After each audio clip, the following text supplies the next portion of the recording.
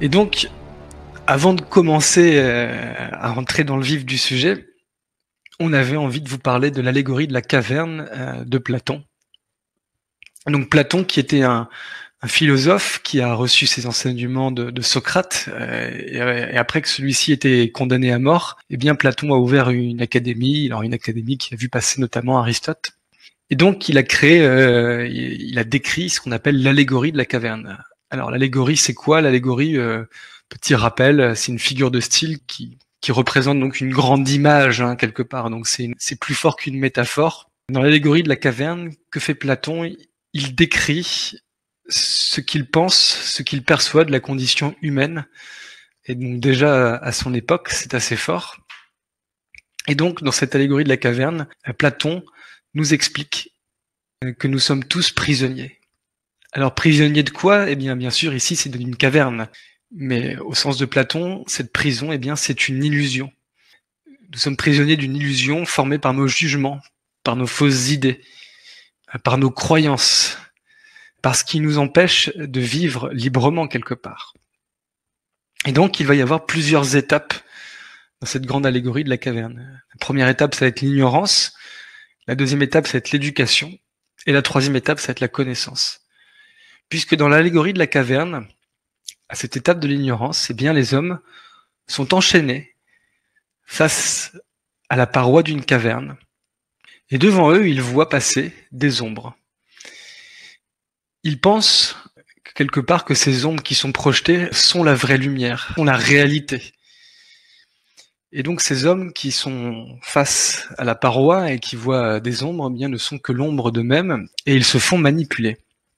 Et donc on voit dans les images en scène qui décrivent l'allégorie de la caverne, on voit des hommes avec des lanternes qui projettent comme des ombres chinoises eh bien des formes et les hommes qui sont enchaînés à la paroi voient ces formes et pensent que c'est la réalité. Ils se font donc manipuler. Alors à l'époque de Platon, ces hommes, on les appelle les sophistes. Donc les sophistes, ce sont des gens qui utilisent la rhétorique pour manipuler les foules et pour leur imposer une réalité qui arrange bien tout le monde.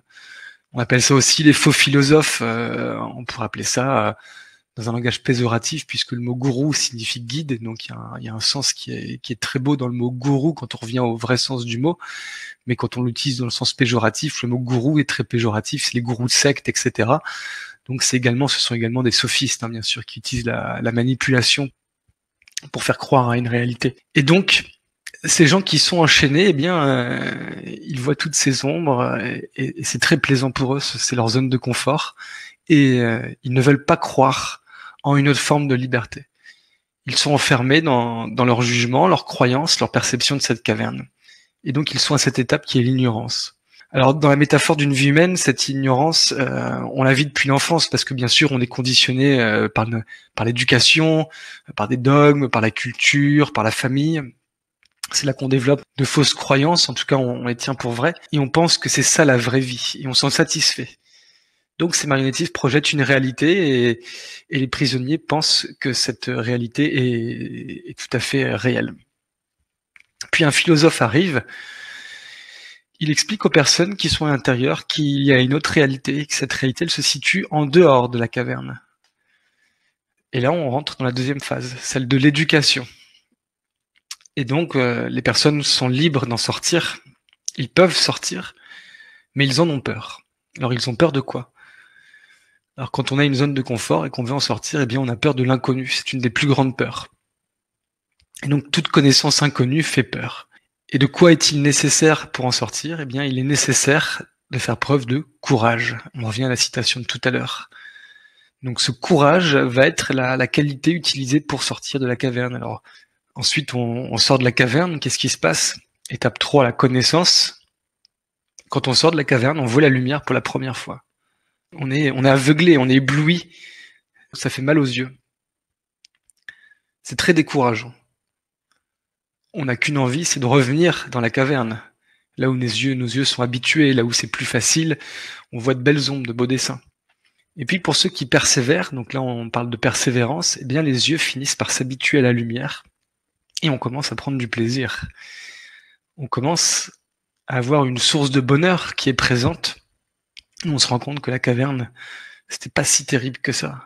C'est pas le meilleur endroit et on n'a plus forcément, au bout d'un certain temps, on n'a plus envie d'y retourner. Et puis d'ailleurs, quand on y retourne, qu'on veut convaincre les autres que dehors c'est beaucoup mieux, parce qu'il y a une vraie lumière, eh bien qu'est-ce qui se passe? Eh bien on subit la moquerie des autres, parce que les autres n'y croient pas.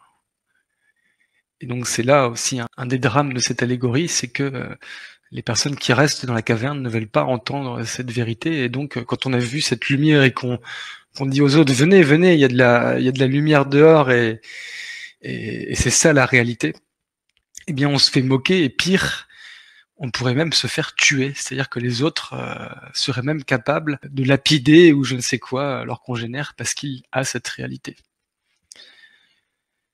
Donc, quelque part, Platon nous décrit dans cette allégorie la médiocrité de la condition humaine telle qu'il aperçoit et nous montre que quelque part nous vivons dans un rêve illusoire duquel il est nécessaire de sortir et de sortir via le biais qui est celui de l'éducation en développant des aptitudes et des savoirs comportementaux qui sont liés au courage, à la persévérance et également par la vraie connaissance et non pas par la croyance, par l'opinion, par le préjugé. Voilà pour l'allégorie de la caverne. Et donc, la notion de liberté dans cette histoire est très importante puisque la condition humaine de vivre dans cette caverne est très médiocre. On est serré, on est dans le noir, on vit avec des ombres, dans les illusions, alors que dehors, il y a toute la place, cette liberté qu'on va devoir conquérir, mais qui fait peur, du coup. Qui fait peur parce que c'est quelque chose qui est inconnu, on n'est pas en sécurité, c'est quelque chose qu'on ne connaît pas, et du coup, c'est très dur à acquérir vraiment la liberté. Et donc voilà, notre intention, bien sûr, c'est de vous accompagner vers cette liberté, tout en préservant votre capacité, votre faculté de libre arbitre, celle de choisir et de décider. On ne choisira jamais à votre place, même quand on répondra à vos questions, parce que c'est à notre sens ce qu'il y a de plus important.